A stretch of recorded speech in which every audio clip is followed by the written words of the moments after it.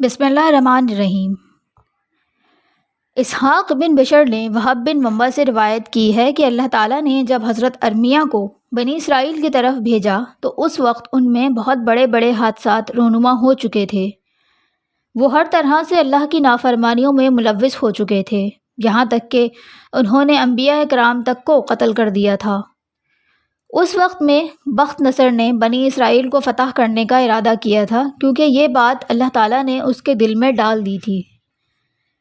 پھر اللہ تعالیٰ نے حضرت ارمیہ علیہ السلام کی طرف وحی کی کہ مجھے بنی اسرائیل سے انتقام لینا ہے اور ان کو ہلاک کرنا ہے، لہٰذا آپ صحرائے بیت المقدس پر ٹھہر جائیں۔ آپ پر میرا حکم اور وحی نازل ہوتی رہے گی۔ ارمیہ علیہ السلام وہاں کھڑے ہوئے۔ آپ نے اپنے کپڑے پھاڑ لیے اور اپنے سر میں مٹی ڈال لی اور سجدے میں گر پڑے اور بارگاہ الہی میں عرض کی، اے پروردگار، میں چاہتا ہوں کہ کاش میری ماں مجھے جنم نہ دیتی، کیونکہ تو نے مجھے بنی اسرائیل میں سے آخری نبی بنایا ہے اور بیت المقدس کی بربادی اور بنی اسرائیل کی تباہی میری وجہ سے ہی ہوگی۔ اللہ تعالیٰ نے فرمایا، اپنا سر سجدے سے اٹھاؤ۔ آپ نے سر اٹھایا اور پھوٹ پھوٹ کر رو دیے۔ پھر آپ نے بارگاہ الہی میں عرض کی، اے اللہ، تو ان پر کس کو مسلط کرے گا؟ اللہ تعالیٰ نے فرمایا کہ آگ کے پجاریوں کو، جو میری سزا سے نہیں ڈریں گے اور مجھ سے ثواب کی امید نہیں رکھیں گے۔ اب اے ارمیہ، کھڑا ہو جا اور سن، میں تجھے تیری اور بنی اسرائیل کی خبر دیتا ہوں۔ میں نے تجھے پیدا کرنے سے پہلے ہی چن لیا، میں نے تجھے اس سے پہلے ہی مقدس کر دیا اور تیرے بالغ ہونے سے پہلے تجھے خبردار کر دیا، جوانی کی عمر سے پہلے تجھے منتخب کر لیا اور عظمت والے کام کے لیے تجھے پسند کیا۔ بادشاہ کے ساتھ کھڑا ہو جا اور اسے دوست رکھ اور اس کی رہنمائی کر۔ حضرت ارمیہ علیہ السلام بحکم ربی بادشاہ کے ساتھ کھڑے ہو گئے۔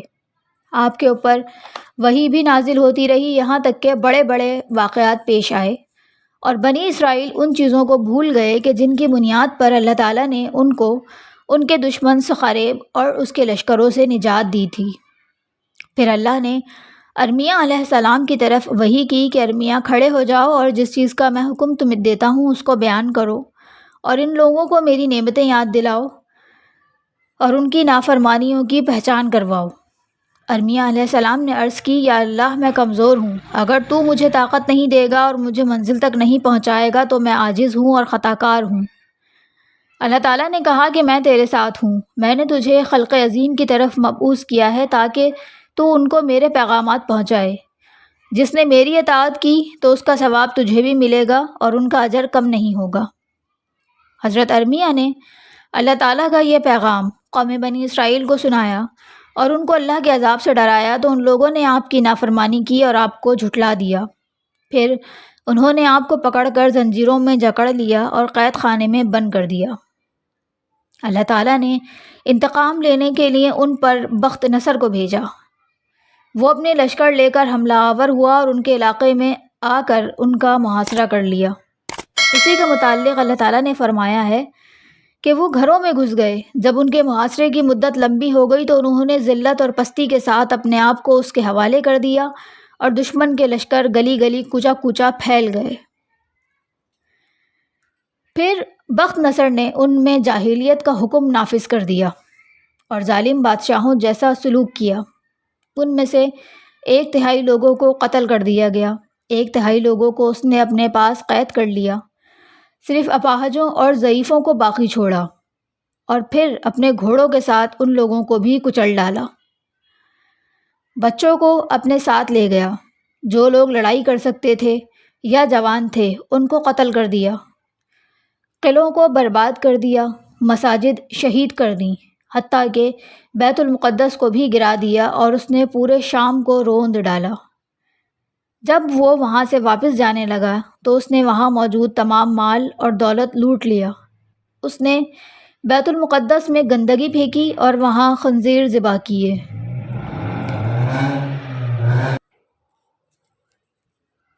اس کے بعد وہ حضرت داؤد علیہ السلام کے خاندان سے تعلق رکھنے والے بچے، حضرت یوسف اور بنیامین کے خاندانوں کے بچے اور یعقوب علیہ السلام کی نسل کے باقی رہ جانے والے بچے لے کر بابل پہنچ گیا۔ جب بخت نصر نے یہ سب کچھ کر لیا تو اس سے کہا گیا کہ ان کا ایک ساتھی ان کو آنے والے حالات سے ڈراتا رہتا تھا، لیکن ان لوگوں نے اس کو جھٹلا دیا، اس پر بہتان لگائے اور اس کو مار پیٹ کر بیڑیوں میں جکڑ لیا اور پھر قید میں ڈال دیا۔ بخت نصر نے آپ کو وہاں سے نکلوایا اور پھر آپ سے اس سارے واقعے کی تصدیق کی اور کہا کہ وہ بہت بری قوم ہے جس نے اپنے نبی کو جھٹلایا اور اپنے رب کے پیغام کو بھی جھٹلا دیا۔ بخت نصر نے ارمیہ علیہ السلام کو اپنے ساتھ چلنے کی پیشکش کی، مگر آپ نے انکار کر دیا اور کہا کہ میں اس وقت اللہ کی پناہ میں ہوں، جب تک میں خود اس کی فرما برداری سے نہیں نکل جاتا، اور بنی اسرائیل بھی اگر اللہ کی اطاعت سے نہ نکلتے تو وہ بھی تجھ سے نہ ڈرتے اور کسی سے نہ ڈرتے، اور نہ ہی کوئی ان پر غلبہ حاصل کر سکتا تھا۔ جب بخت نصر نے یہ گفتگو سنی تو اس نے حضرت ارمیہ علیہ السلام کو چھوڑ دیا اور آپ اپنی اپنی جگہ یعنی ایلیا میں ہی ٹھہرے رہے۔ ہشام بن محمد بن صائب الکلبی نے کہا ہے کہ بخت نصر بادشاہ فارس کی طرف روانہ ہوا۔ وہ روم کے درمیانی علاقے کا بادشاہ تھا۔ اس وقت ایران کا بادشاہ لہراسب تھا، اور لہراسب نے ہی بلخ شہر آباد کیا تھا جس کو خنسا کہا جاتا ہے۔ اس نے ترکوں سے لڑائی کی اور ان کو تنگ جگہوں پر دھکیل دیا، اور اسی نے بخت نصر کو بھی بنی اسرائیل سے لڑائی کرنے کے لیے روانہ کیا۔ جب یہ بخت نصر شام آیا تو دمشق والوں نے اس سے صلح کر لی۔ اس کا تعلق آل داؤد علیہ السلام سے تھا۔ اس نے بنی اسرائیل کے متعلق دمشق والوں سے ساز باز کر لی تھی، اور دمشق والوں کے چند آدمی لے کر واپس آ گیا تھا۔ جب بخت نصر تبریہ پہنچا تو پتہ چلا کہ بنی اسرائیل نے اس سے بغاوت کی ہے اور اس کے قائم کردہ بادشاہ کو قتل کر دیا ہے۔ بادشاہ کا جرم یہ تھا کہ اس نے بخت نصر سے صلح کر لی تھی۔ اس نے گروی آئے ہوئے تمام آدمیوں کی گردنیں اڑا دیں اور واپس آ کر شہر پر زبردستی قبضہ کر لیا۔ کئی مزید افراد قتل کیے اور کئی کو قید خانے میں ڈال دیا۔ جب اس نے حضرت ارمیہ کو قید سے نکالا تو ان سے اچھا سلوک کیا۔ بخت نصر کے اس اقدام کے بعد حضرت ارمیہ علیہ السلام کے پاس بنی اسرائیل جمع ہو گئے اور کہنے لگے کہ یقیناً ہم نے برا کیا اور اپنے اوپر ظلم کیا۔ اب ہم اللہ سے اپنے گناہوں کی معافی مانگتے ہیں۔ آپ ہمارے لیے اپنے اللہ سے دعا کریں کہ ہماری توبہ قبول فرمائے۔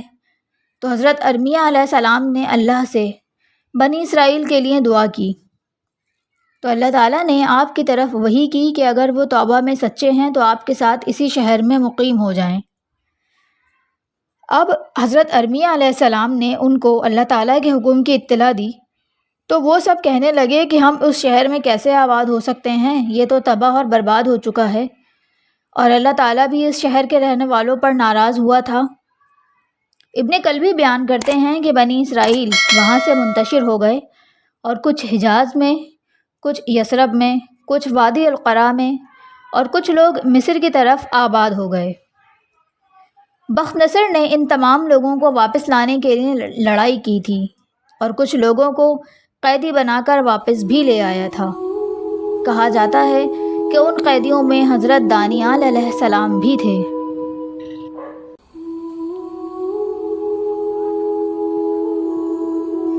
قصص الانبیاء مکمل سننے کے لیے اس چینل کو سبسکرائب کریں اور دوسروں کے ساتھ ضرور شیئر کریں۔